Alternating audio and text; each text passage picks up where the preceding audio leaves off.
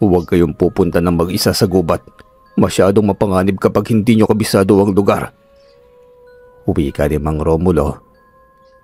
Ito ang madalas naririnig ni Leon na sinasabi ng kanyang ama. Ayon kay Mang Romulo, may isang lugar sa gubat na kung tawagin ay Biringan. Pinamumugaran raw ito ng mga engkanto. Ang Biringan daw ay isang maganda at malaking syudad na pawang mga mayayaman lamang ang nakatira. Ayon sa lalaki na minsan nang nakapasok at maswerteng nakalabas pa ng Biringan, malalaki at matataas ang mga gusali sa syudad. Aakalain ng kung sino mang makakakita rito na nasa ibang bansa sila dahil sa naglalaki ang mga bahay na may modernong disenyo na kadalasang makikita pa sa ibang bansa. Panganay sa 4 na magkakapatid si Leon, pagtatanim ng kamote at palay ang hanap buhay ng kanyang mga magulang na sina Mang Romulo at Aling Vicky. Ang malawak na lupain sa bundok na kanilang sinasaka ay pag-aari ng kanyang mayamang tiyuhin na si Mang Danilo. Ang tiyo Danilo ni Leon ay isang nurse sa Amerika. Isang mayamang negosyanteng Amerikana naman ang napangasawa nito, kaya naman hindi na nakapagtataka na ang tiyo Danilo niya ang nag-iisang asensado sa kanilang 8 magkakapatid. Pang-5 sa 8 magkakapatid ang ama ni Leon na si Mang Romulo, samantalang pang-7 naman ang kapatid nitong si Mang Danilo. Ayon sa kwento ng iba nilang kaanak, noong estudyante pa lamang si Mang Danilo ay paborito itong kapatid ni Mang Romulo. Isa rin si Mang Romulo sa nagambag para sa pangmatrikula ni Mang Danilo sa kurso nitong nursing. Bata pa noong mga panahong yon si Danilo, pero may mga naaalala na siya sa mga pangyayari. Minsan, pambili na lamang nila ng bigas at ulam ay ibinibigay pa ng kanyang amang si Mang Romulo para may ipambaon ng kanyang tiyo Danilo. Masayang-masaya ang buong pamilya nila nang magtapos na sa pag-aaral si Mang Danilo. Sa wakas ay nagkaroon din ng isang miyembro ng pamilya ang matatawag na degree holder. Nagkatay sila ng kalabaw bilang selebrasyon sa pagtatapos nito ng kolehiyo.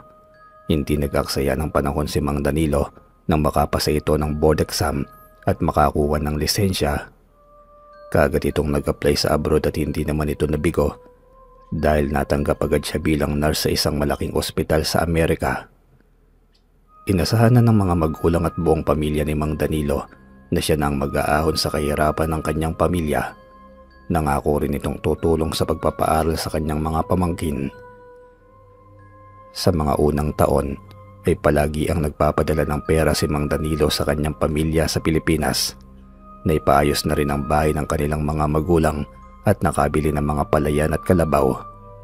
Hindi hinayaan ng kanyang mga magulang at mga kapatid na maubos ang kanyang mga padala ng walang napupuntahan. Alam nilang hirap ng trabaho ni Mang Danilo sa Amerika. Sina Mang Romulo at iba pang mga kapatid niya ang nagtulong-tulong sa pagtatanim ng mga palay at pagpapastol ng mga kalabaw at kambing. Masayang-masaya ang mga magulang at buong pamilya ni Mang Danilo sa magandang pagbabago ng kanilang buhay. Hanggang sa naging madalang na ang mga sulat ni Mang Danilo, bibihira na rin itong nagpapadala sa kanyang pamilya sa Pilipinas. Nag-aalala ang kanyang mga magulang at kapatid sa biglaan niyang pagbabago. Inisip na lamang nila na baka masyado lamang itong abala sa kanyang pagtatrabaho doon. Isang araw ay nakatanggap ng sulat mula kay Mang Danilo ang pamilya nito. Ang sulat ay naglalaman ng balita at ayon sa sulat, may asawa na si Mang Danilo. At ang asawa niya isang Amerikana at plano niyang isama ito sa Pilipinas para makapagbakasyon. Masayang pinaghandaan ng buong pamilya ang pagdating ni Mang Danilo. Isa si Mang Romulo at ang panganay nitong anak na si Leon ang nagtayo ng isang magandang bahay pahingahan para sa parating na kapatid. Makalipas ang ilang buwan, dumating na ang araw na pinakahihintay ng lahat. Maraming pagkain ang inihanda ng buong pamilya ni Mang Danilo. Lahat ng kapatid niya at mga pamangkin ay excited na makita siya upang makilala na rin ang kanyang asawa na Amerikana.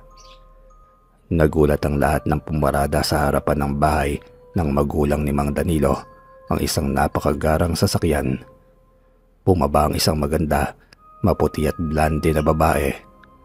Kasunod nitong bumaba ang isang makisig na si Mang Danilo.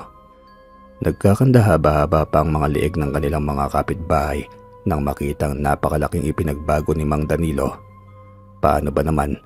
Bukod kasi sa marami na itong naipundar na ari-arian, napakagwapo pa nito at malakas ang dating. Idagdag pang napakagandang banyaga nitong napangasawa. Subalit ang masasayang pagkikita na yon ay hindi inaasahan ni Mang Romulo. Mga magulang lamang nila ang nagawang yakapin ni Mang Danilo. Formal itong humarap sa kanilang lahat na para bang isa lang sila sa mga kakilala nito.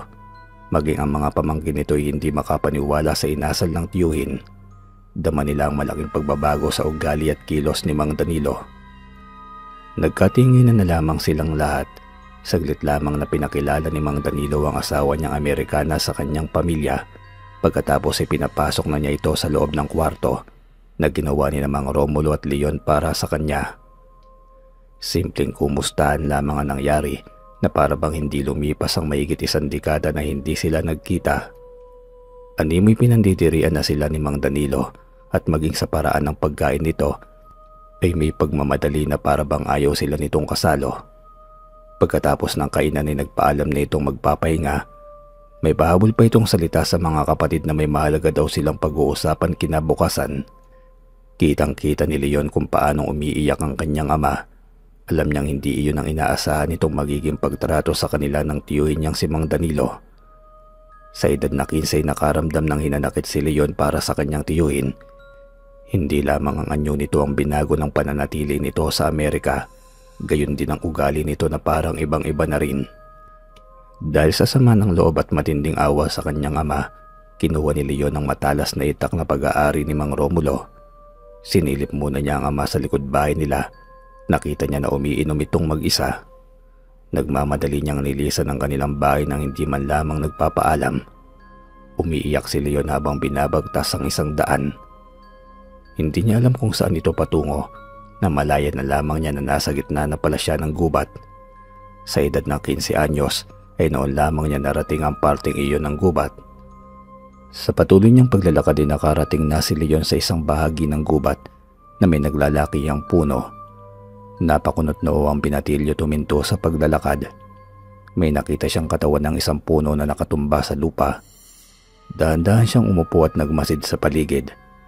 Ilang sandali lamang ang nakalipas nang may isang matandang lalaking nakita si Leon. May pasan-pasan itong mga tuyong sanga ng kahoy. Papunta sa direksyon niya ang matanda kaya tumayo agad ang binatilyo at sinalubong ito. "Lolo, magandang araw po. Ako po si Leon. Hayaan mo pong tulungan kita sa pagbubuhat. Masyado pong delikado para sa mga katulad mong may edad na ang magbuhat pa ng mabigat na bagay." "Nako, napakabait mo naman, apo. Pero baka nakakaabala ako sa iyo. Hayaan mo na't malapit lang naman ang aking kubo rito." Malumanay na tugon ng matanda. Hindi na nagpapigil pa si Leon. Binuhat niya ang kahoy na dala ng matanda. Nakasunod lamang siya sa likuran nito hanggang sa may nakita siyang isang sirang-sirang kubo. Halos bumagsak na ang bubong ng kubo sa likurang bahagi nito. Nakaramdam ng pagkahabag si Leon sa matanda. Pagkababa niya ng dalang kahoy, narinig niyang tinatawag siya ng matanda sa loob ng kubo. Mas lalo pang naawa ang binatilyo nang makita ang kalagayan ng tinitirhan nito. Ang papag na gawa sa kawayan ng matanda ay halos putol-putol na. Maging ang ugasan nito ng plato ay butas na at ang 2 galon na ginagamit nito para mag-igib ng tubig ay nangingitim sa dumi. Napatitig si Leon sa matandang lalaki na noon ay naghahain ng kamote sa isang lumang plato. Sa tingin ni Leon ang matanda ay malabo na ang paningin. May mga bagay itong pakapa na lamang kung abutin. Bakit nga ba hindi niya napansin agad nang una niya itong makita na naglalakad habang may pasan-pasang kahoy? Naisip ni Leon na kabisado lamang siguro ng matanda ang daanan pabalik sa kanyang kubo. Kaya naman parang normal lamang itong naglalakad. "Ako pala si Lolo Jose. Pagdamutan mo na ang aking nakayanan. Ganito talaga ang buhay ng isang matandang tulad ko na malayo sa pamilya. Kailangan ko lang kumain para mabuhay. Kaya kumikilos pa rin ako kahit ganito na ang kalagayan ko." Uwi ka ng matanda. Nakaramdam ng pagkapahiya sa kanyang sarili si Leon. Kung ikukumpara ang kanyang problema ay di hamak na mas maliit kumpara sa buhay ng matandang kanyang kaharap. Pinagbalat ni Leon ng kamote ang matanda. Ayon sa matanda, mas ginusto daw niyang manirahan sa gubat na yon kaysa makisama sa mga kamag-anak niya na ang tingin sa kanya isang pabigat lamang sa kanilang pamilya. Pagkatapos kumain ay nagpaalam muna si Leon kay Lolo Jose. Nanguha siya ng mga kawayan at pinagbiyak-biyak ito. Umakyat din ang binatilyo sa 3 puno ng niyog at nanguha siya ng mga sanga nito kasama na ang dahon. Ibinilad niya ng ilang oras sa mga kawayan at dahon ng niyog. Pagkatapos ay bumalik si Leon sa bahay ni Lolo Jose. Nagulat ito nang marinig ang kanyang boses. Napagtanto niya nga na may diferensya ang mga mata nito. "Lolo, mawalang galang na po. Kung iyong mamarapatin, nais ko lamang po sanang palitan ang bubong ng kubo mo para hindi ka po mabasa pagsapit ng tag-ulan. Humihingi na rin po ako ng permiso para mapalitan ko na rin ng bagong kawayan ng sahig ng papag mo."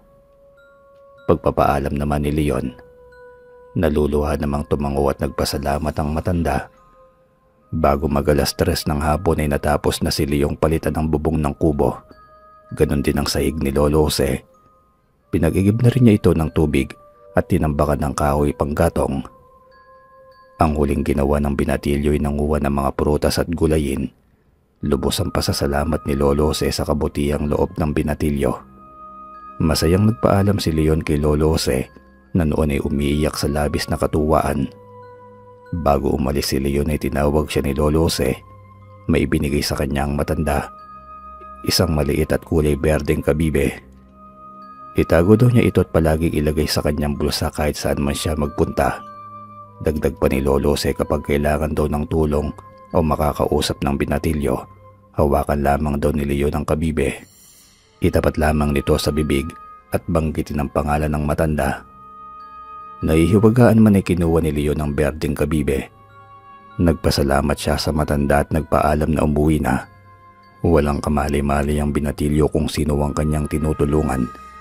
Masayang tinanong ni Lolo Jose si Leon habang papalayo. Samantala sa bahay naman ng mga lolo at lola ni Leon, kagigising lamang ni Mang Danilo at hinahanap nito ang kanyang mga magulang.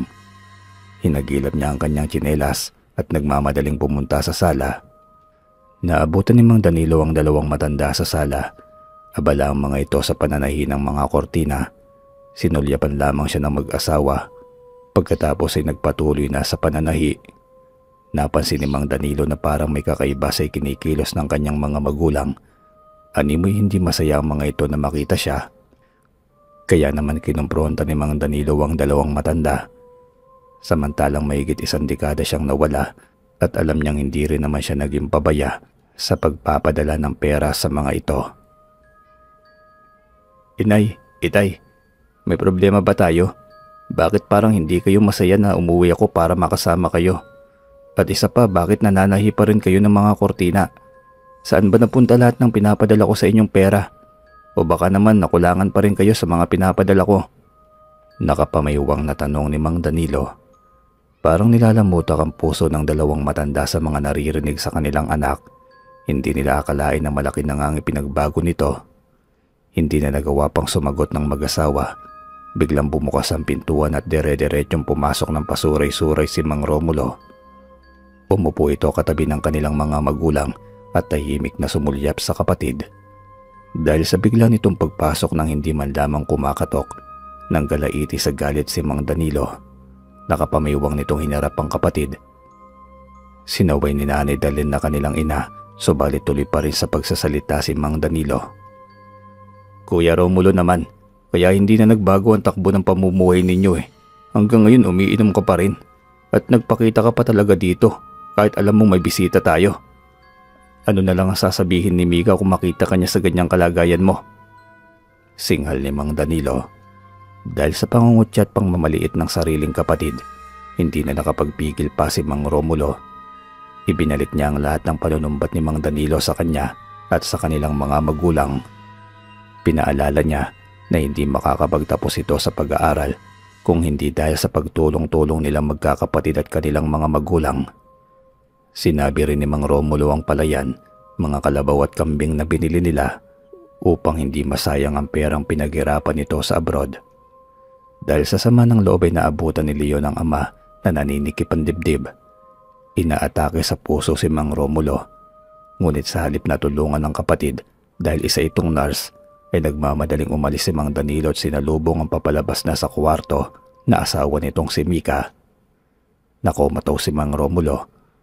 Inabot ito ng 1 linggo sa ospital at dahil walang perang pambayad sa ospital, naglakas loob si Leon na umutang ng pera sa kanyang tiyo Danilo. Katakot-takot na pananumbat at masasakit na salita ang naririnig ni Leon bago ito nagbigay ng pera. Paulit-ulit na pinapaalala na hindi bigay yon dahil mahirap kumita ng pera sa abroad. Kahit nanliliit sa naririnig mula sa kanyang tiyuhin, ay isinantabi na muna ni Leon ang nararamdaman. Ang mahalaga sa kanya ay mailabas sa ospital ang kanyang ama. Nang makarating siya sa ospital, naabutan niyang umiiyak ang kanyang inang si Aling Vicky. Naroon din ang doktor ng kanyang ama. Parang bombang sumabog sa pandinig ni Leon nang sabihin ng doktor na patay na ang kalahating katawan ni Mang Romulo. Tumakbo siya palabas ng ospital habang umiiyak. Sa isip niya wala na siyang ibang sinisisi kundi ang kanyang tiyuhin na mata pobre.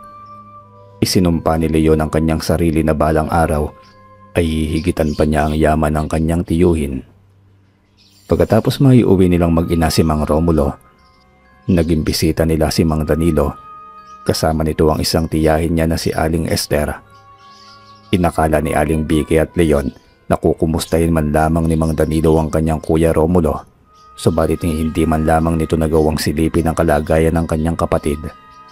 Mas mabuti pang si Aling Esther, sumilip ito sandali sa kuya nila. Ngunit nang sumigaw si Mang Danilo ay nagmamadali rin itong lumabas ng kwarto ni Mang Romulo. Nagtutungayaw si Mang Danilo sa labas ng bahay ni na Leon, kaharap sina Aling Vicky at Leon. Pasigaw itong nagtatanong kung paano daw ba maibabalik ni Leon ang malaking pera na inutang sa kanya. May bibilhin daw na lupa si Mang Danilo, kaya sa pilitan itong sinisingil si Leon. Binigyan ito ng 1 linggong palugit ang sariling pamangkin para maibalik ang 100,000 inutang nito. At kapag hindi raw naibalik ni Leon ang pera sa petsang pinag-usapan, kailangan daw na bunuin ni Leon ang pagtatrabaho sa bukid at palayan ng libre ang perang inutang nito. Lumakas ang bulungan ng mga kapitbahay. Sumama daw ang ugali ni Danilo nang mapunta ng abroad. Awang-awa sila sa pamilya ni Mang Romulo. Alam rin kasi nila ang naging ambag nito para makapagtapos ng pag-aaral si Danilo. Kaya naman, nang lumipas ang 1 linggong walang maibayad si Leon sa kanyang tiyo Danilo, sinugod siya nito at tahasan siyang itinaboy. Ayaw niyang marinig pa sa kanyang ama ang masasakit na sasabihin ng kanyang tiyuhin. Nangako si Leon na gagawin niya ang lahat sa bukid para mapunan ng malaking pagkakautang nila. Pag-aararo, pagtatanim ng palay at mga gulay sa malawak na lupain ng tiyuhin niya ang sumunod na ginawa ni Leon. Kayod kalabaw na siya sa sunod-sunod na pinaggagawa sa kanya ni Mang Danilo. Impit na iyak na lamang ang nagawa ni Aling Vicky para sa anak. Dahil sa mga nangyayari, nagalit ang ibang kapatid ni Mang Romulo kay Mang Danilo. Subalit ang ibang mga kapatid nila ay nabilog ang mga ulo sa pangako ni Mang Danilo. Ang mga kumakamping kapatid kay Mang Danilo ay pinamili na niya kaagad ng grocery at damit. Tinitiis naman at pinapainggit ang mga kumakampi kay Mang Romulo.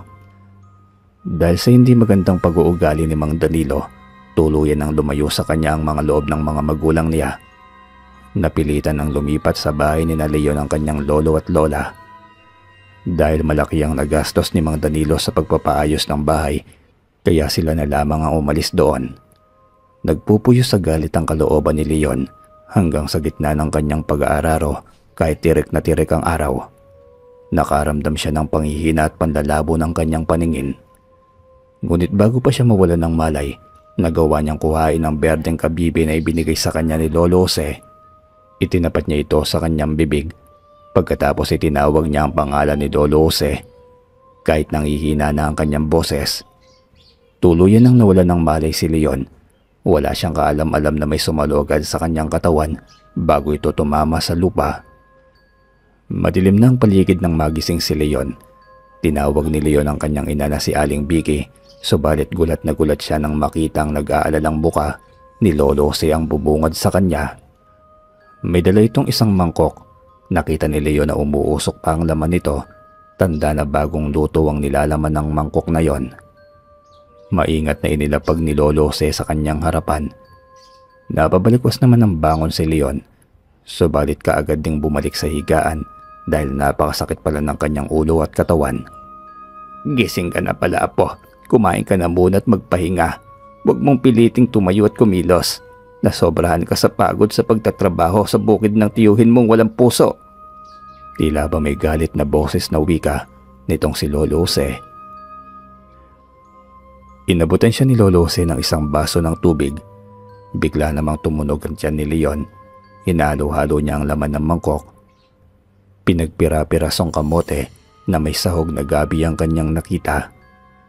Tagaktak ang pawis ng binatilyo nang matapos niyang kumain. Nagpasalamat siya kay Lolo Jose. Habang nagpapahingay, naisip ni Leon ang kanyang mga magulang. Tiyak na alalang-alala na sa kanya ang mga ito. Sumagi rin sa isip niya ang kanyang ama, kaya naman napaiyak ng palihim si Leon.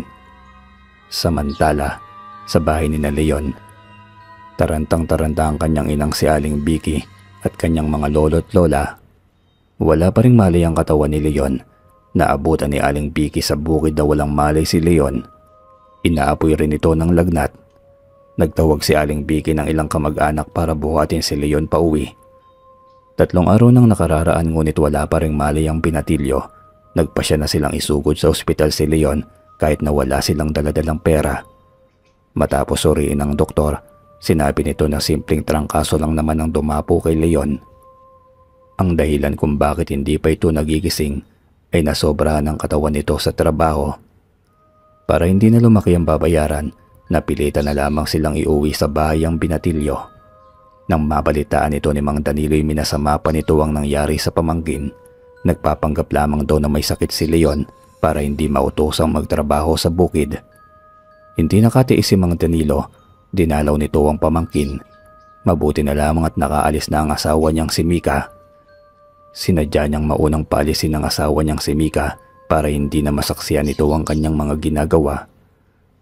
Alam niya kasi na mapagmahal ito sa pamilya, baka mawalan pa ito ng gana sa kanya. Naabutan ni Mang Danilo ang kanyang mga magulang na abalang-abala sa pagpaypay ng walang malay na katawan ni Leon. Pinaliliguan naman ng kanyang hipag ang kanyang kuya Romulo. Pumalakpak si Danilo na kinagulat naman ng kanyang mga magulang. Napakaulirang lolo at lola naman daw pala ng kanyang mga magulang, samantalang siya na nagbibigay ng ginhawa sa buong angkan ay pinabayaang mag-isa sa bahay. Dahil sa mga narinig ay hindi na nakapagpigil pa ang ina nitong si Nanay Dalen. Mag-asawang sampal ang pinakawalan nito sa kanyang anak na mata pobre. Nanginginig ang boses na sinabihan ni Nanay Dalen si Mang Danilo na sagad na sa buto ang kanyang kasamaan. Kung noon ay pinagmamalaki niya ang kanyang anak, ngunit sa mga sandaling yon ay hindi na. Dahil sa mga ginawa nitong pamamata sa sariling pamilya ay kanya nang ikinahihiya at kinasusuklaman ng anak. Dahil sa matinding sama ng loob ay nakapagsalita ng hindi maganda ang matanda. Pinalalayas niya si Mang Danilo sa bahay nila at pinadadala lahat ng biniling gamit sa bahay. Pinagigiba rin ni Nanay Dalen ng lahat ng ipinaayos nito sa kanyang bahay. Hilaman luha na tumakbo palabas ng bahay si Mang Danilo. Hindi niya akalain ay tatakwil siya ng kanyang sariling ina. Nakasunod naman sa kanya ang iba niyang kapatid na kumakampi sa kanya. Kinabukasan, nabalitaan na lamang nila Nanay Dalen at Tatay Omar na lumayas na ang anak nilang si Mang Danilo. Wala daw itong dinalang kahit na anong gamit. Kaya hindi nila alam kung bumalik ba ito sa Amerika o naghanap lamang na matitirhan sa bayan nila. Samantala, sa gubat kung nasaan si Leon ay nagtataka siya kung bakit parang hindi siya gumagaling. Alagang-alaga siya sa pagkain ni Lolo Jose. Masaya palagi itong nakikipagkwentuhan sa kanya. Hanggang isang umagang kagigising lamang ni Leon nang yayain siyang mamasyal ni Lolo Jose. Napakunot noo siya dahil alam niya sa sariling hindi pa siya magaling sa kanyang sakit. Dahan-dahan siyang bumangon sa papag.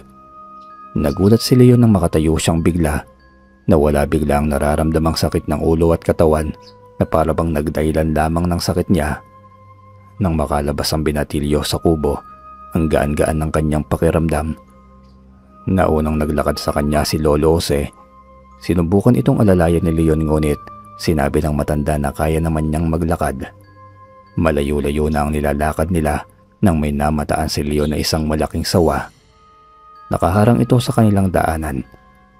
Mabilis niyang hinarangan si Lolo Jose at sinabi rito na may malaking sawa na nasa kanilang unahan. Mamiti lamang si Lolo Jose at nagpatuloy sa paglalakad. Dahil nag-aalala, halos sumabay na sa paglalakad ng matanda si Leon. Mahakbangan na nila ang katawan ng sawa. Napasigaw na siya dahil kitang-kita niya na naapakan na nila ang sawa, subalit hindi man lamang ito gumalaw. Napahinto sa paglalakad si Leon. Kinakabahan siya sa nangyayari na tingin niya'y parang may mali. Hanggang sa may nakita siyang isang ibon. Dumapo ito sa isang sanga. Abot kamay na lamang niya ang sanga kaya dahan-dahan siyang lumapit para habulin ang ibon na yon. Subalit hindi man lamang naalarma ang ibon. Kahit nakita nito na dadakmain na siya. Sa pagdakma ni Leon sa ibon ay ganoon na lamang ang kanyang pagkasindak dahil tumagos lamang ang kanyang kamay sa katawan nito. Hinabol ni Leon si Lolo Jose na noon ay malayo na ang agwat sa kanya. Marami siyang gustong itanong sa matanda kung bakit hindi siya nakikita ng mga hayop na kanilang nakakasalubong. Bago pa maabutan ni Leon si Lolo Jose ay bigla na lamang itong nawala sa kanyang paningin. Hanggang sa pagliko niya sa isang daan, napansin niya na nasa syudad na pala siya. Nakakakita na si Leon ng malalaking gusali at magagandang kabahayan sa paligid. May mga babaeng sumasayaw sa kalsada, suot ang mga damit na halos umabot sa sakong at lahat ay nakatingin sa kanya. Hanggang sa may isang batang babae ang lumapit kay Leon. Isang batang babae na may maamong muka, maputi ang balat at maganda ang mata. Nagpakilala ito bilang si Luningning. Tinawag siya nito sa kanyang pangalan ay kinagulat naman ng binatilyo. Noon pa lamang sila nagkita ng bata, kaya paano naman nalaman nito ang kanyang pangalan? Pinasusundo daw siya ng kanyang Lolo Jose. Wala nang nagawa si Leon kundi ang sumunod na lamang sa bata. Hindi pa rin siya makapaniwala na nasa isang magandang syudad na siya. Mukhang mayayaman ang mga nakatira dito. Halos lahat ng bahay na makita niya ay may sariling mga sasakyan na sa garahe. Naaaliw si Leon kay Luningning. Masayaing bata ito. Pakanta-kanta pa habang hawak-hawak ang kanyang magaspang na kamay. Hanggang sa huminto sila sa isang napakalaking gate. Kumatok si Luningning. Ilang sandali ang lumipas nang bumukas ang gate at bumungad sa kanila ang isang lalaking may dalang baston. Napatingin ang lalaki kay Leon na para bang sinusuri nito ang kanyang pagkatao. Nakatingin lamang ng diretso ang binata. Kinakabahan siya dahil nasulyapan na niya kung ano ang nasa loob ng gate na yon. Isang napakalaking bahay na puting-puti ang pintura. Sa palibot ng bahay ay may mga nakatayong lalaki na may hawak-hawak na baston. Ang buong paligid ay makulay dahil sa nagagandahang bulaklak. Mula sa pagkakahawak ni Luningning ay saglit na bumitaw si Leon. May naririnig siyang tumatawag sa kanyang pangalan. Nakamasid lamang sa kanya si Luningning nang lapitan ni Leon ang isang makulay na bulaklak. Nanlaki ang mga mata niya nang makita itong nagbubukas sara. Animoy may buhay itong pumipintig-pintig ang gitna ng bahagi ng bulaklak. Muling naramdaman ni Leon ang malambot na kamay ni Luningning. May ipapakita raw ito sa kanya. Dahil tumatakbo na ang bata, kaya naman napatakbo na rin si Leon hanggang sa makarating sila sa isang malawak na lupain. Napakunot noo si Leon dahil wala man lamang siyang nakikita na kung ano man. Nalingunan niya si Luningning na nakatingala sa itaas. Lumingon sa kanya ang bata at sumenyas na tumingin din siya sa itaas. Narinig niyang bumulong si Luningning at ilang sandali pa ang lumipas. Gulat na gulat si Leon nang makita ang isang may pakpak na puting kabayo. Nakalutang ito sa ulap habang nakayuko kay Luningning. Nagniningning ang paligid ng kabayo. Ilang sandali pa nang biglang bumulusok pababa ito. Napatakbo si Leon sa takot dahil papunta ito sa kanilang direksyon. Subalit hinawakan siyang mabuti ni Luningning. Pumikit na lamang si Leon at hinihintay ang pagtama sa katawan nila ng kabayo. Ilang sandali na siyang nakapikit at wala pa rin siyang nararamdaman na may bumabangga sa kanilang katawan. Kaya naman dumilat ng mga mata si Leon at ganoon na lamang ang pagkabigla niya nang mapagtanto na nasa itaas na pala sila ng ulap habang nakasakay sa puting kabayo. Tuwang-tuwa si Luningning na nasa unahan nito. Napasirko-sirko ang kabayo sa ulap. Hilong-hilo na si Leon at takot na takot habang nakatingin sa ibaba. Naisip niya na kapag nahulog siya siguradong hindi siya bubuhayin. Habang tumatagal, pataas ng pataas ang lipad ng kabayo. Naririnig ni Leon ang mga salita ni Luningning. Gusto raw nitong makipaglaro sa paborito niyang kalaro. Sumunod naman kaagad ang kabayo. Napahawak sa buntot ng kabayo si Leon nang mabilis itong umangat sa ulap. Ilang sandali pa nang may makitang kumikislap-kislap na liwanag si Leon. Tuwang-tuwa si Luningning nang itinuturo sa kabayo ang direksyon na gusto nilang puntahan. Lumingon sa kanya si Luningning at sinabi na kumapit daw siya ng mabuti. Ganon nga ang ginawa ni Leon hanggang sa biglaang bumilis ang lipad ng kabayo papunta sa direksyon ng kumikislap na liwanag. Habang palapit ng palapit, nakikita ni Leon na palaki din ng palaki ang liwanag na kumikislap. Napasigaw si Leon nang bumulusok papunta sa liwanag ang kabayo. Nakita niyang may lumabas na apoy sa mga mata ng kabayo, dahilan para habulin sila ng liwanag. Noon lamang napagtanto ni Leon na kidlat pala ang humahabol sa kanila. Takot na napasigaw si Leon habang si Luningning naman ay sumisigaw sa tuwa. Noon lamang din naisip ni Leon na hindi pangkaraniwan ang lahat ng nangyayari. Isang kabayong may pakpak, isang batang nakikipaghabulan sa kidlat. Nakiusap si Leon sa bata na gusto na niyang bumaba. Bigla namang sumimangot si Luningning na ikinatakot naman ang binatilyo hanggang sa nakarinig sila ng isang malakas na pasuwit. Nanlaki ang mga mata ni Luningning na para bang natakot. May ibinulong ito sa kabayo kaya nagpasirko-sirko na naman sila, pabulusok pababa sa lupa. Namalaya na lamang ni Leon na nasa tapat na sila ng isang malaking bahay na una niyang nakita kanina. Mula sa kinatatayuan nila, nakita niyang isang matandang lalaki na pamilyar, si Lolo Jose. Nakatungkod ito at nakasuot ng magarang damit. Ibang-ibang ayos nito sa Lolo Jose na nakilala niya sa gubat. Nakangiti itong lumapit sa kanila. Pinagsabihan si Luningning na para bang sinesermonan. Kaya naman tumakbo papalayo ang bata. Naghihintay sana ng paliwanag si Leon mula kay Lolo Jose kung paano napunta ito sa syudad. Naalala niya kasi na magkasama lamang silang naglalakad sa gubat, ilang minuto pa lamang ang nakakalipas. Tila nabasa ni Lolo Jose ang laman ng kanyang isipan. Kaya hinarap siya nito at nagsalita. Sinabi ni Lolo Jose na may mga bagay sa mundo na mahirap talagang ipaliwanag at may mga nangyayari na hindi kontrolado ng sinuman. Niyaya na siya ni Lolo Jose na pumasok sa malaking pintuan ng bahay. Pikil-hiningang sumunod sa matanda. Nagulat pa ang binatilyo nang makita ang loob ng bahay. Punong-puno ito ng kayamanan. May mga ginto, salapi, diamante at kumikinang na bagay na napakagandang pagmasdan. Alam ni Leon na kayamanan lahat ng nasa harapan niya. Nagulat siya nang magsalita itong si Lolo Jose. Apo, ito na ang tamang panahon para magpakilala ko sa iyo. Isa akong prinsipe ng mga engkanto at ang aking tunay na pangalan ay Prinsipe Anawoy.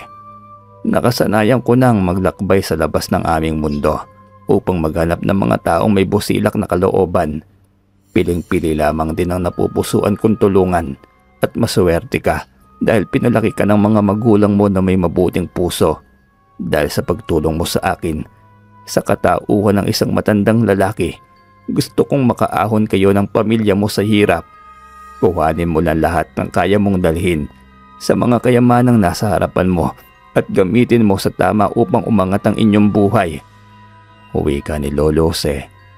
Napayuko habang humahagulgol ng iyak si Leon at sa kanyang pagtingala, nagulat siya at nanlaki ang mga mata nang mawala ang matandang lalaki na si Lolo Jose. Ang nasa harapan niya na lamang ay isang napakakisig na lalaki. Matangkad ito at napakaputi. Napakaamo rin ang mukha nito habang nakasuot ng puting damit. Mistula itong makisig na prinsipe kung pagmamasdan. Saglit na nag-isip si Leon na para bang may kinukwenta. Tumingin si Leon sa makisig na prinsipe. Sa dami ng perang nasa harapan niya, isang bungkos lamang ang dinampot ni Leon na kinagulat naman ng makisig na engkanto. Nang tanongin siya nito kung bakit yun lamang ang kanyang kinuha, sumagot ito na sapat na sa kanyang mabayaran ng kanyang amain sa kanyang pagkakautang. Naipagamot ang kanyang ama at nagkaroon ng sapat na puhunan para makabili sila ng kalabaw at sariling lupa na pagtataniman ng palay at iba pang ikinabubuhay nila. Umanga ang engkanto sa ginawa ni Leon. Hindi nito sinamantala ang kayamanang nasa kanyang harapan. Kumuha lamang ito ng sapat na pangangailangan nila. Patunay na isang mabuting bata nga itong si Leon. Kinuha ng engkanto ang perang hawak ni Leon. May kinuwang engkanto sa kanyang bulsa at yun ang isang kulay pulang supot. Ang engkanto ang naglagay ng pera sa supot na yon at sinabi nito sa binatilyo na sa bahay buksan. Pagkatapos hiningi nito ang berdeng kabibe kay Leon.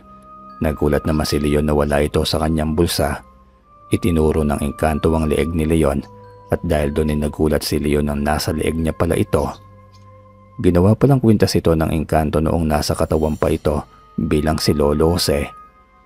Hinaplos ng 3 beses ng makisig na engkanto ang kabibe pagkatapos inebot ito kay Leon.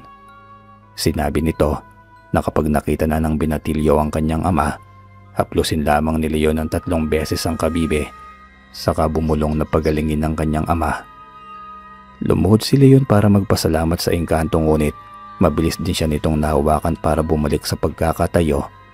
Dahil sa kabutihang loob na ipinamalas ng binatilyo, nagpasalamat muli ang engkanto sa kanya. Ang huling narinig na lamang ni Leon ay huwag sanang ipagsabi nito ang tungkol sa malaking syudad na nasa gitna ng gubat. Ayaw ng engkanto na magkagulo ang mga tao at magimit siya pa ng kapahamakan ng marami. Nangako si Leon na hindi ipagsasabi ang syudad na tinatawag na Biringan. Biglang humangin ng malakas at unti-unting naglalaho sa harapan ni Leon ang mukha ng engkantong yon. Namalaya na lamang niya na nasa harapan na siya ng kanilang tarangkahan. Nagulat ito kung bakit maraming tao sa kanila. Nakita din niya ang kanyang lolo at lola na umiiyak. Sumigaw ang binatilyo at sinabing nakauwi na siya ngunit tila wala namang pumapansin sa kanya. Dahil sa pagtatakay mabilis na tumakbo si Leon papasok ng kanilang bahay. Ganon na lamang ang pagkagulat nang makita ang kanyang katawan na nakahimlay sa papagabang walang malay. Sa harapan niya may isang matandang babae na sa tingin niya ay nagdarasal ng ritual. Kung gayon ay naiwan pala ang kanyang katawan sa kanila. Ibig sabihin ng kaluluwa lamang pala niya ang naglakbay at nakarating sa mundo ng mga engkanto. Unti-unti nang nauunawaan ni Leon ang nangyayari. Kaya pala hindi siya nakikita ng malaking sawat ng ibon dahil isa lamang pala siyang kaluluwa. Parang kinurot ang puso ni Leon nang makitang nahihirapan at umiiyak ang kanyang mga mahal sa buhay. Pumasok na muna sa kanyang silid si Leon. Tinitigan niya ang pulang supot na ibinigay ng engkanto. Itinago niya ito sa ilalim ng kanyang papag. Tumayo na siya at nagmadali nang lumabas sa kanyang silid para bumalik sa nakahimlay niyang katawan. Gusto nang tapusin ni Leon ang paghihirap ng kanyang pamilya, kaya dahan-dahan na siyang sumampa sa kanyang papag. Humiga siya sa ibabaw ng kanyang katawang lupa. Sakto naman natapos na ang ritual na ginagawa ng matandang babae na sa tingin ni Leon ay isang albularya. Tinawag ng matanda ang ina ni Leon na si Aling Vicky. Narinig ni Leon ang sinabi ng matanda na bihag daw ng engkanto ang kanyang kaluluwa. Hindi pa ito tapos magpaliwanag ng unti-unting gumalaw ang daliri sa kamay nito. Naramdaman na lamang niya na nagkakagulo na ang kanyang pamilya. Hindi na nakapagpigil pa si Leon. Dahan-dahan na niyang idinilat ang kanyang mga mata. Nagsigawan naman ang mga kamag-anak niyang naroon. Naramdaman na lamang niya na niyayakap na siya ng maigpit ng kanyang ina na si Aling Vicky. Nag-iyakan na silang lahat. Maging ang kanyang lolo at lola ay tuwang-tuwa nang makita siyang nakaupo na. Dahan-dahang tumayo si Leon at pinuntahan ng kanyang amang si Mang Romulo sa kwarto. Subalit naisip ni Leon na kapag ginawa niya yun habang maraming taong nakatingin, siguradong magtatak at maghihinala ang mga yon. Kaya umatras si Leon para bumalik sa pagkakaupo sa kanyang papag. Hihintayin niya na lamang na silang mag-ama na lamang ang nakakaalam ng kanyang gagawin. Tiniis muna ng Binatilyo ang hindi makita ang kanyang ama dahil sa pagsulba ng albularya. Sa tiyak na mga katanungan sa kanya ng mga taong naroroon, inimbitahan niya ang matanda na bumalik sa darating na araw ng Biyernes.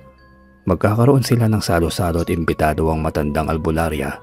Nagtataka man, tumango na lamang ang matanda. Hanggang sa wakas ay sila na lamang ng kanyang pamilya ang natira. Binalita ng mga ito sa kanya na ang paglalayas ng kanyang tiyo Danilo. Napabuntong hininga na lamang si Leon at nanghihinayang sa dapat naging mabuting samahan ng magkakapatid, subalit nakakalungkot isipin na binago ang lahat ng dahil sa pera. Salo-salo ng kumain ng mag-anak habang nasa pagkainan ay sinabi ni Leon sa kanyang pamilya na huwag mag-aalala at gagaling na rin ang kanyang ama. Napatingin sa kanya ang kanyang pamilya na para bang may pagdadalawang isip kung totoo ba ang kanyang sinasabi, dahil doktor na mismo ang nagsabi na habang buhay ng baldado ang kanyang ama. Pinaalala ni Leon sa pamilya niya na walang imposible kapag Diyos na ang may kagustuhan. Pagkatapos kumain ay nagpaalam muna si Leon sa kanyang ina na magpapahinga siya sa kanyang silid. Sinarado ng mabuti ng Binatilyo ang pintuan ng kwarto. Pagkatapos ay naupo siya sa ibaba ng papag. Dahan-dahan niyang hinila ang tali ng pulang supot na ibinigay ng mabait na engkanto. Muli ay napaiyak si Leon. Naisip niya na napakabuti talaga ng kalooban ng engkanto na yon. Dahil sa salapi na ibinigay sa kanya ay mareresolba na lahat ng kanilang problema. Dahan-dahang binuksan ni Leon ang pulang supot na yari sa tela. Ibinuhos niya sa sahigang laman nitong pera, ngunit ganoon na lamang ang kanyang pagkagulat nang hindi lamang bungkos ng pera ang laman ng supot. May kasama itong ilang pirasong ginto at diamante. Kahit isa siyang probinsyano at walang ideya sa iba't ibang uri ng kayamanan, base sa pinag-aralan nila sa eskwela, ang mga ginto at diamante ay malalaki ang kapalit na halaga ng pera kapag ito'y ibinenta. Napahagulgol ng iyak si Leon. Labis ang kayamanang ibinigay sa kanya ng engkanto na siya rin kanyang lolo Jose. Gamit ang kanyang kabibing kwintas, bumulong si Leon ng taus-pusong pasasalamat sa kanyang lolo Jose. Isang makapangyarihan na engkanto na nagpanggap lamang bilang isang matandang lalaki na habang buhay niyang pasasalamatan at maaalala. Samantala sa mundo naman ng mga engkanto, masayang pinapanood ng engkantong si Lolo Jose ang pakikipaglaro ng kanyang anak na si Loningning sa mga paru-paro. Nang bigla niyang naririnig ang pamilyar na boses na tinatangay lamang ng malamig na hangin sa kanyang pandinig.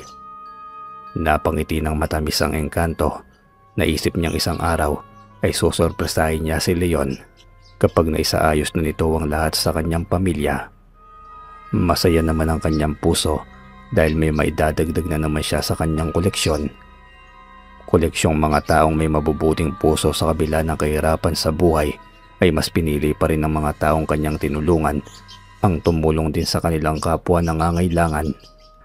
Lahat ng taong kanyang tinutulungan ay kanyang binabalikan upang alamin kung napabuti nga ba ang mga buhay nito. Kaya nang minsan na may isang batang babae siyang tinulungan sa kabila ng kainosentihan nito, ay naitanong sa kanya ng bata kung bakit ang isang katulad niyang makapangyarihang engkanto ay nag-aaksaya ng panahon sa mga katulad niyang tao. Napangiti lamang siya noon at sinagot ang bata. Katulad ng mga tao, ang mga engkanto at engkantada ay may iba't ibang klase rin. May mabuti at may masama. Sa antas naman ng pagiging engkanto, kahalintulad din sila ng mga tao. May mataas ng uri ng engkanto at mayroon ding mababa. Ang pagkakaiba nga lamang sa mundo ng mga engkanto, hindi basihan kung isa kang mataas na uri ng engkanto. Kapag lumabag ka sa patakaran ni parurusahan ka, hindi uso ang padrino sa mundo nila. Bubunuin talaga kung ano ang parusang inihatol sa nagkasalang engkanto. Kaya halos karamihan sa engkanto ay mabubuti at takot silang lumabag sa kanilang panuntunan dahil takot din sila sa nakamamatay na kaparusahan. Dahil kung sa batas ng mga tao, ang pinakamatinding parusa ay bitay o kamatayan, sa mundo naman ng mga engkanto ay hindi. Kapag nakagawa ka ng napakalaking kasalanan, ang isang miyembro ng pamilya ng engkanto, lahat ay mapaparusahan. walang bata o matanda sa batas nila. Kaya naman bawat miyembro ay nagbabantay ng bawat kilos ng kanilang kapamilya. Kapag may isang miyembro sa pamilya nila ang alam nilang may masamang ginagawa, sa loob pa lamang ng kanilang bahay ay agad na itong sinusupil bago pa makarating sa kinauukulan. Mahigpit ring ipinagbabawal sa batas nila ang maglaro sa buhay ng mga tao o magparusa at magbigay ng sakit sa mga tao kapag hindi aprobado ng kanilang pinakamataas. Halimbawa may isang tao na hindi sinasadyang nakapanakit o nakapatay ng mga alaga nila na pinakawalan sa mundo ng mga tao. Walang sino mga engkanto ang may karapatang magparusa kaagad dito. Sasalain muna sa mundo ng mga engkanto ang kasalanan ng taong yon, at kapag napatunayan na sinadya ng tao ang kanyang kasalanan, halimbawa pumaslang ito ng isang hayop sa gubat dahil trip lamang ng taong yon, paniguradong matinding kaparusahan ang naghihintay sa kanya. Dahil napahaba na ang pag-iisip ng makisig na prinsipe, napakislot siya nang yakapin siya ng kanyang pinakamamahal na anak na si Luningning. Niyaya na siya nitong umuwi sa malaki nilang bahay. Samantala sa mundo ng mga tao, itinago ni Leon ang mga ginto at brilyante. Sapat na pera lamang ang kanyang inilabas. Saka kinausap niya ang kanyang inang si Aling Vicky. Pinakwenta ni Leon lahat ng kanilang pagkakautang. Pagkatapos ay sinamahan niya ang kanyang ina. Nahulog sa malalim na pag-iisip naman si Aling Vicky kung saan kumuha ng maraming pera ang kanyang anak. Hindi naman niya masasabi na galing ito sa masama dahil magmula nang nagkamali ito'y hindi pa ito umaalis o lumalabas ng bahay. Nagulat lahat ang may-ari ng tindahan at taong kanilang pinagkakautangan nang bayaran lahat ni Leon at may pasobra pa. Bilang pasasalamat sa pagtulong sa kanilang pamilya sa mga panahong kailangan sila, habang nasa daan pa uwi ng bahay, hinawakan ni Aling Vicky ang braso ni Leon at tinanong kung saan galing ang maraming perang daladala nito. Alam ni Leon na magtataka at kukumprontahin talaga siya ng kanyang ina, kaya naman napagandaan niya na talaga. Malumani niyang ipinaliwanag sa kanyang ina na huwag itong mag-aalala dahil hindi galing sa masama ang perang meron siya. Naguguluhan man nakahinga ng maluwag si Aling Vicky. Kilala niya ang anak niya at hindi niya pinalaking sinungaling. Niyakap niya lamang ito ng mahigpit at nagpasalamat. Madilim na nang makarating sa kanilang bahay ang mag-ina, kaya naman sumalubong agad ang kanyang bunsong kapatid na si Dina. Ibinalita ni Dina na sumbugo daw ang kanilang tiyo Danilo. Nagsisisigaw raw ito na bayaran na ang perang inutang sa kanya ni Leon. Pinatotohanan naman ito ng kanyang lolo at lola. Namumugto ang mga mata ng mag-asawa. Malamang ay umani na naman ang mga ito ng masasakit na salita at sumbat mula sa kanyang tiyuhin. Napatiimbagang naman si Leon na sinabihan ng mga kapatid na huwag nang matakot at nangako siya na hindi na mauulit ang lahat. Hindi pa rin sumilip si Leon sa kanyang ama. Nakita niya ang kanyang ina na hinatira ng pagkain si Mang Romulo. Nauna na niyang sinabi sa kanyang ina na pupuntahan niya ang ama bago siya matulog. Kinagabihan pagkatapos magapunan ay maagang nagpaalam si Leon sa kanyang ina na magpapahinga. Mag-alas 10 na ng gabi nang dahan-dahang lumabas ng kwarto niya si Leon. Sinilip niya ang kanyang mga kapatid at ina sa kwarto nito. Tulog na tulog ang tatlo. Sunod niyang pinuntahan ang kanyang lolo at lola. Maimbing na rin na natutulog ang dalawang yon. Nakahinga naman ng maluwag si Leon kaya nagmamadali na niyang pinuntahan ang kanyang ama. Pagkabukas pa lamang niya sa pintuan ng kwarto ng ama, nakita niya ng gising ito. Mabilis nitong isinubsob ang mukha sa unan para punasan ng luha na pumapatak sa mga mata. Bumulong naman si Leon sa ama at nanghingi ng tawad kung bakit noon lamang siya nagpakita rito. Niyakap ng mahigpit ni Leon ang ama, saka tinulungan niyang makaupo at maisandal sa dingding ang kanyang likod.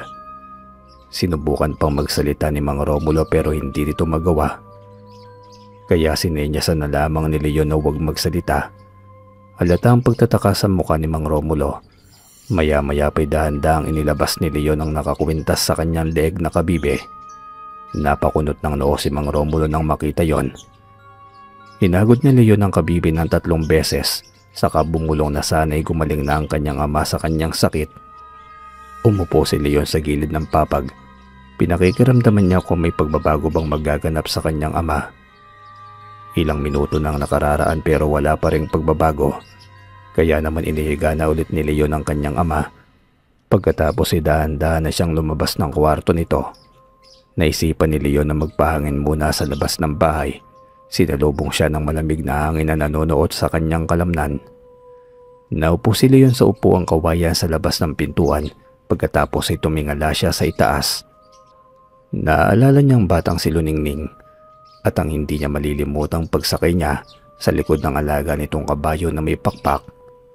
Napapangiti si Leon habang naiisip niyang napakahiwaga talaga ng buhay. Ang karanasan niyang yun ay hindi makakalimutan habang buhay. Nagulat na lamang si Leon nang makarinig siya ng kalansingan ng mga plato at kutsara sa kusina. Inakala niya na baka pusa lamang yon.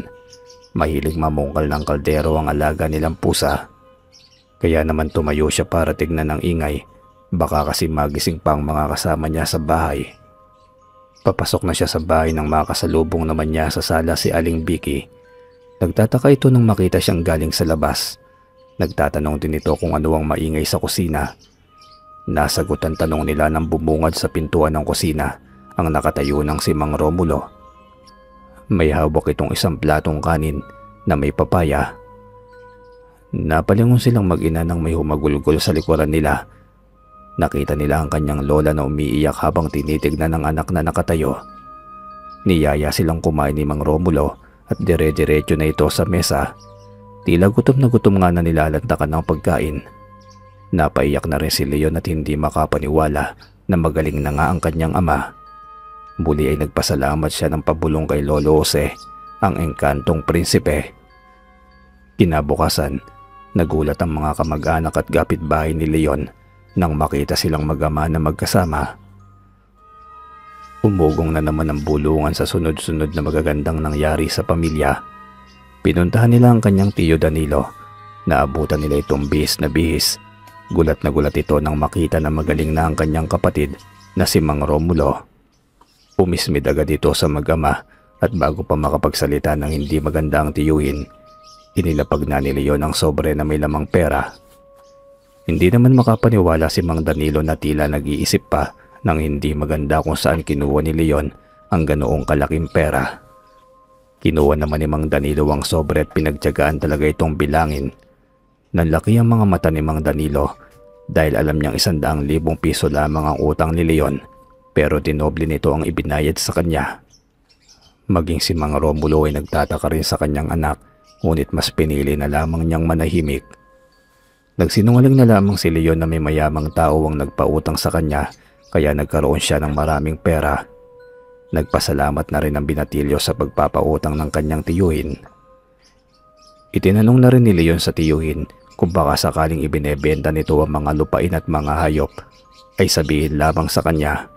Sinabi ni Leon na nagpapahanap sa kanya ng mabibiling lupa, kalabaw at kambing ang mayaman niyang amo. Hindi na hinintay ni Leon na makapagsalita pa si Mang Danilo. Magalang pa rin siyang nagpaalam rito at niyaya na niyang umuwi ang kanyang ama na si Mang Romulo. Isang buwan nang lumipas ay naging maayos na ang lahat sa pamilya ni Leon. Marami na silang lupang nabili at mga hayop. Kumalat ang balita sa buong bayan na nanalo ng loto siguro si Leon dahil nakapagpatayo na rin ito ng iba't ibang negosyo sa bayan. Kinuha ni Leon na tauhan sa bukid at iba pang negosyo nila ang mga kamag-anak nilang mahihirap, mga kapitbahay na nangangailangan ng trabaho. Ilang buwan pang lumipas, napagbuksan ni Aling Vicky ng pintuan ng bayaw niyang si Mang Danilo. Hinahanap nito si Leon at ibebenta na raw ni Mang Danilo ang lahat ng naipundar niya. Babalik na raw ito sa Amerika at doon na mamumuhay kasama ang asawa. Ayaw pumasok ni Mang Danilo sa loob ng bahay. Nahihiya siya sa kanyang mga magulang at kapatid. Nabalitaan din niya na marami ng ari-arian ng mga ito, katulad na lamang ng 2 sasakyan na nakaparada sa bakuran ng bahay ni na Leon. Ginagamit ang mga sasakyan na panghakot ng mga paninda sa bayan. Nagulat naman ang mag-amang Leon at Mang Romulo nang madatnan sa labas ng bahay si Mang Danilo.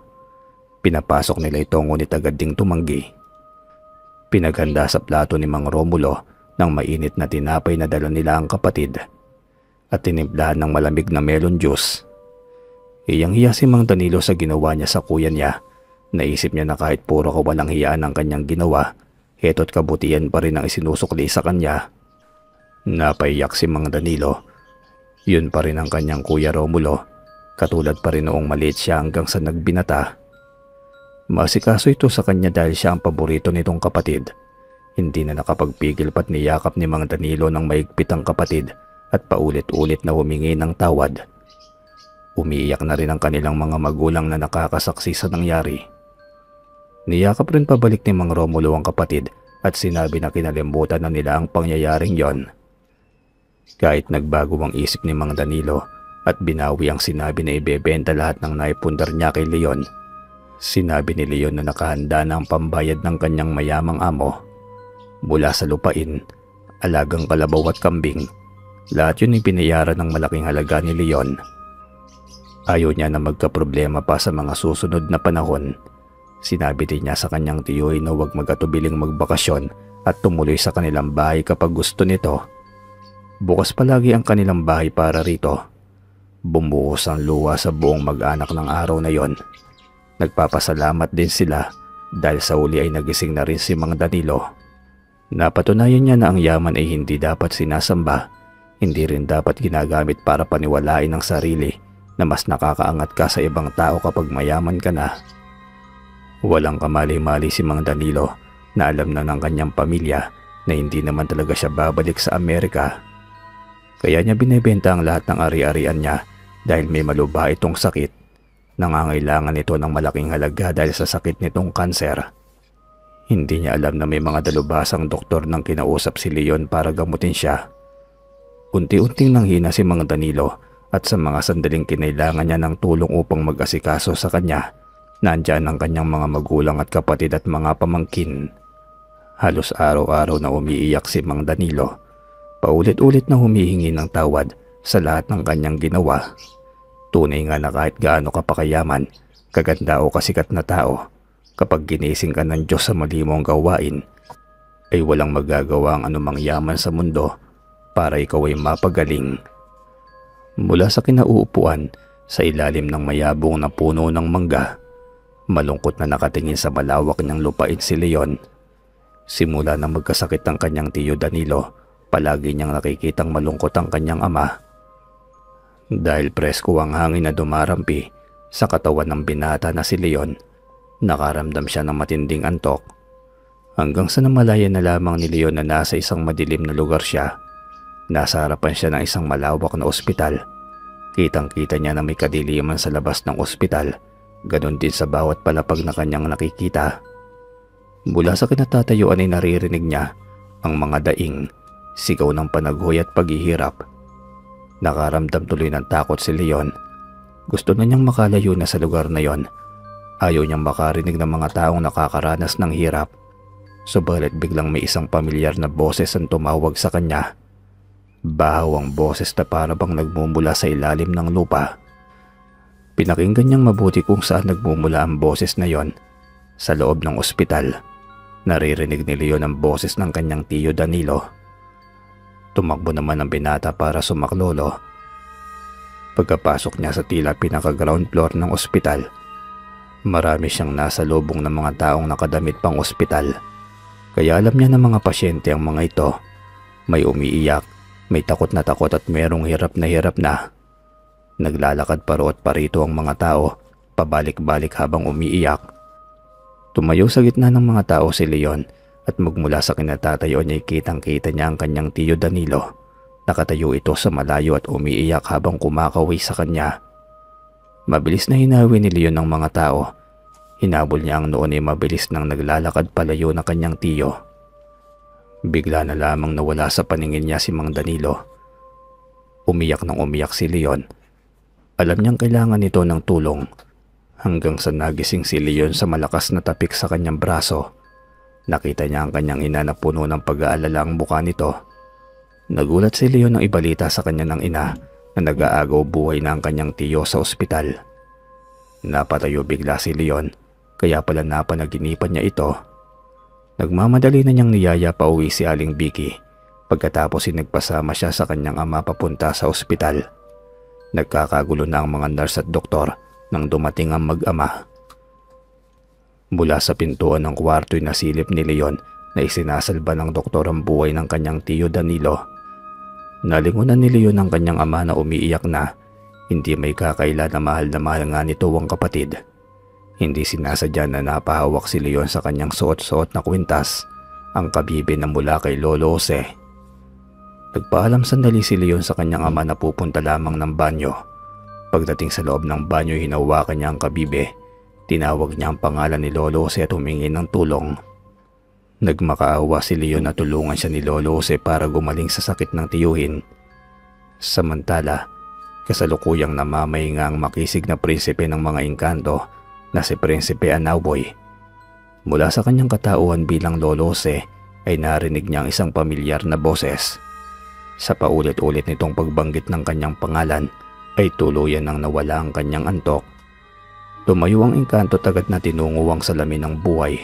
Nasubaybayan niya ang hindi tamang pagtrato ng tiyuhin ni Leon sa mismong pamilya nito. Sa kauna-unahang pagkakataon ay nagdadalawang isip siya kung pagbibigyan ba ang kahilingan ng binata na malapit na sa kanya. Simula nang huli silang nagkita ay sinubaybayan na niya ito. Napatunayan naman niya na hindi siya nagkakamali ng pagtulong sa binata dahil ginamit nito ng tama ang kayamanang ibinigay sa kanya. Sa huli, nanaigang kagustuhan ng engkanto na matulungan ng mabait na binata at mabigyan na rin ng pagkakataon ng tiyuhin nito na makapagbagong buhay. Nakita rin naman niya na nagsisisi na ito sa ginawang kasamaan sa pamilya. Nang mga sandaling yun ay agad na rin kumilos sa Prinsipe Anauboy. Ginamit ang kanyang kapangyarihan sa isang iglap lamang nang nakapagbihis pang doktor siya. Alam niya na may taning na ang buhay ng tiyuhin ni Leon at ilang oras na lamang ang itatagal ng buhay nito. Dumating na rin ang mga magulang at kapatid ni Mang Danilo sa ospital upang makita man lamang ito sa huling sandali ng kanyang buhay. Napapaligiran ito ng mga nagmamahal na kaanak. Mas ginusto ni Prinsipe Anauboy na magpakita kahit maaari naman sanang hindi na. Magtataka ang pamunuan ng ospital at doktor na tumingin rito kapag bigla na lamang itong nagmilagro, kaya mas minabuti ng isipin ng mga doktor na may isang kapwa doktor ang pumasok sa silid ni Danilo at naghimala na pagalingin nga ito. Napalingon ng lahat ng naroon sa kwarto nang may kumakatok. May pumasok na isang doktor na nagpanganga sa kanila maliban kay Leon. Mala prinsipe ang kakisigan ng doktor. Maliit nga ang mukha nito na may mapupulang labi. May matangos na ilong at mga sul-ngasul na pares ng mga mata. At higit sa lahat, makatawag pansin ang malalabanos nitong balat. Umiiyak na si Leon habang buhay niyang hindi makakalimutan ng napakakisig na mukha na yon. Nakiusap ang doktor na lumabas muna silang lahat. Nagtanong pa ang lola ni Leon kung sino ba siya dahil ang alam nila wala ng doktor na babalik pat hinihintay na lamang nila ang oras na sinabi ng doktor. Magalang naman ay pinaliwanag ng doktor na nautusan lamang siya ng doktor ni Mang Danilo na agad namang binanggit ang pangalan at apelido.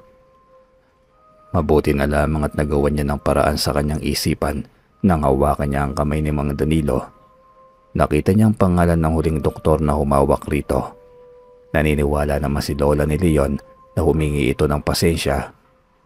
Pahapyaw naman ang umiti ang engkanto kay Leon na para bang sinasabi nito na wag nang mag-alala pa. Yumuko si Leon tanda ng pasasalamat. Malakas na kapangyarihan ang kailangan gamitin ng Prinsipe Anauboy at tiyak na malaki ang mababawas nito sa kanyang kapangyarihan dahil ang pagligtas sa buhay ng isang mortal na may malubhang karamdaman at bilang na ang oras nito ay nangangailangan ng malaking porsyento ng kapangyarihan nila bilang engkanto.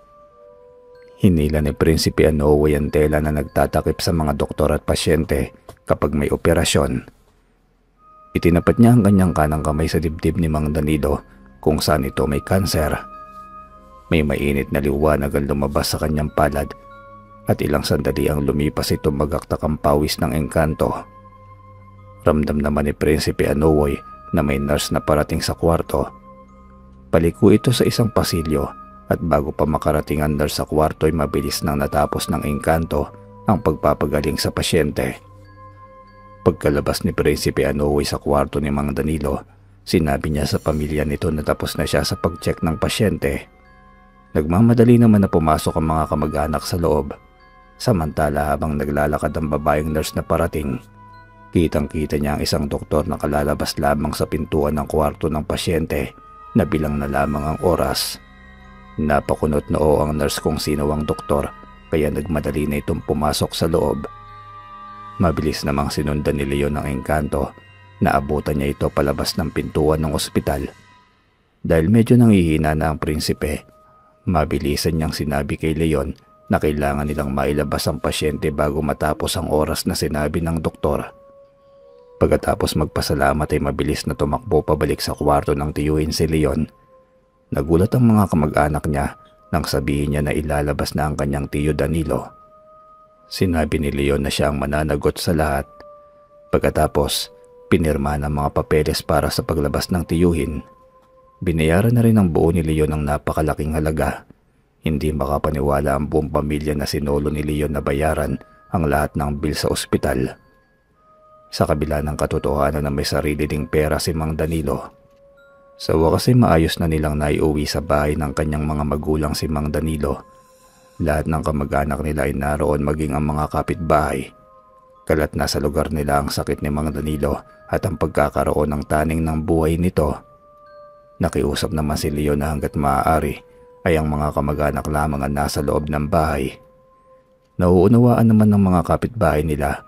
Bukod kay Leon ay wala nang iba pang nakakaalam sa napipintong paggaling ng sakit ni Mang Danilo. Sumapit na nga ang takdang oras na ibinigay ng doktor. Takot na takot ang mga magulang ni Mang Danilo at Mang Romulo. Karamihan ay nag-iiyakan ngunit ganoon na lamang ang paggagulat nila nang biglang dumilat ang mga mata ni Mang Danilo. Kinusot nila ang kanilang mga mata na animoy nananaginip lang hanggang sa narinig nila naghihingi ng tubig ito. Naubos niyang inumin ang isang basong tubig na tila uhaw na uhaw. Samantala mula sa bintana sa labas ng kwarto nito ay nakangiting nakasilip si Leon. Hinawakan niya ang kanyang kwintas at bumulong ng pasasalamat kay Lolo Jose. Nagulat ang mga kapitbahay at iba pa nilang kakilala nang mabalitaan na magaling na si Mang Danilo. Hindi nila akalain na isang tulad nitong mitaning ng buhay ay makikita nilang naglalakad sa labas ng bahay nila. Tunay nga na walang imposible. Makalipas ang ilang araw ay pinatawag ni Mang Danilo ang kanyang pamangkin na si Leon. Niyakap niya ito ng maigpit at paulit-ulit na nagpasalamat. Habang buhay daw niyang tatanawing utang na loob ang mga ginawa nito. May inabot na sobre si Mang Danilo sa kanyang pamangkin. Alam niyang kulang na kulang iyon sa laki ng ginastos ni Leon sa kanya, ngunit tinanggihan ito ni Leon. Sinabi niya na gamitin na lamang ang pera sa makabuluhang bagay. Dagdag pa nga ni Leon, maging ayos lamang ang buong angkan nila. Sapat na tunay niyang ikakasaya. Muli na namang nagpasalamat ito. Marami siyang natutunan kay Leon. Hindi naging batayan ang pagiging mas bata nito sa kanya para makapag-isip ng tama sa kabila ng pang-aapi niya rito. Hinangaan din ni Mang Danilo ang pagiging hindi nito mapagtanim ng galit sa kabila ng pangalipusta niya sa pamilya. Gumanda rin ang buhay ng pamangkin at kapatid niyang si Mang Romulo. Patunay nga na totoo ang kasabihan na ang binababay itinataas at ang nagmamataas ay ibinababa. Isang hapon ay naisipan ni Leon na pasyalan ng kanyang bahay kubo na bagong gawa. Doon siya tumatambay kapag gusto niyang mag-isa. Kararating pa lamang niya ng kubo at isasabit na sana niya sa dingding ang kahuhubad lamang na jacket nang biglang may kumatok sa pintuan. Nagmamadali namang tinignan ito ni Leon. Nanlaki ang kanyang mga mata nang may nakita siyang isang matandang lalaki. Nakatalikod ito at nakaharap sa malawak na bukirin. Kinabahan at natuwa si Leon dahil kilalang kilala niya ang tindig na yon. Hindi na niya napigilang patakbo siyang lumabas ng kubo at nagmano sa kanyang Lolo Jose. Tumingin ito sa kanya at ngumiti ng matamis. Napaiyak si Leon nang sabihin ni Lolo Jose na masaya ito para sa kanya at sa kanyang pamilya. Umaasa si Lolo Jose na tuloy-tuloy na ang magandang samahan ng pamilya ni Leon. Nalungkot si Leon nang sabihin ni Lolo Jose na yun na ang huli nilang pagkikita dahil kailangan na niyang maghanap muli ng taong nangangailangan ng kanyang tulong. Niyakap naman ng maigpit ni Leon ng Lolo Jose at paulit-ulit na nagpapasalamat. Unti-unting nawala sa kanyang paningin ang kanyang Lolo Jose. Hinawakan niya ang kwintas niyang kabibe at bumulong ng salitang pagmamahal para sa kanyang nag-iisang Lolo Jose. Ngumiti at umiyak naman sa labis na kaligayahan ang noon ay nagpapanggap na naman na matandang mahirap na si Lolo Jose habang may parating na isang batang babae na sinusubukan niyang hingian ng tulong. Hanggang dito na lamang po ang kwento. Yun, isa na naman pong kwentong napakaganda at may moral na matututunan. Para sa akin marami talaga na ganito pero di ko naman nilalahat. Yung iba na pag nakaangat na sa buhay, para bang nakalimutan na nila yung mga taong tumulong sa kanila nung nag-uumpisa pa lamang sila. Meron din namang mga tao na kahit walang tumulong sa kanila mula umpisa at umangat sa buhay ay nagpapasalamat pa rin sila. Kaya ang mapapayo ko lang at masasabi ko, kahit gaano pa kataas o katayog ang katayuan mo sa buhay, maging mapagkumbaba pa rin po tayo. Huwag nating hahamakin ang kahit na sinong tao. Dahil may nakamasid po sa atin. Nariyan po ang Diyos. Walang magagawa ang iyong napakalaking pera kapag gusto na niyang bawiin ang iyong buhay. Mabuti nga na sa kwentong ito, si Mang Danilo na tiyo ni Leon ay napagbigyan pa. Pero kung tutuusin dapat talaga ay mawawala na siya. Yun lamang po. Kayo mga ka-DM, ano po yung masasabi nyo sa kwentong ito? Nais ko pong malaman ang inyong sagot sa ibaba. Babasahin ko po yan. Maraming salamat po sa inyong lahat. Paki-like na lamang po ng video, mag-comment, at paki-share na rin po kung may oras kayo. Yun lamang po.